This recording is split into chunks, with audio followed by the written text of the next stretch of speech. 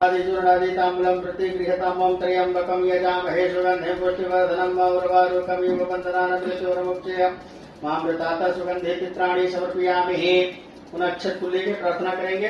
विघ्नेश्वराय वरदाय सुरप्रियाय लंबोदराय सकलाय जगद्दिताय नागाननाय श्रुतियज्ञ विभूषिताय गौरीसुताय गणनाथ नमो नमस्ते। त्वं वैष्णवी शक्ति अनंत वीर्य विश्वासवीर्यं परमासि मायं सम्मोहितं देवि समस्तमेतत् त्वं वै प्रसन्ना भुविमुक्ति हेतो नमो नमस्ते। स्फटिका प्रभाय श्वेतहाराय सुमंगलाय सुपाशहस्ताय जशासनाय जलाधिनाथाय नमो नमस्ते। ब्रह्मा मुरारे त्रिपुरान्तकारी भानुशशे भूमि सुत बुधश्च गुरुश्च शुक्र शनिराहुकेतव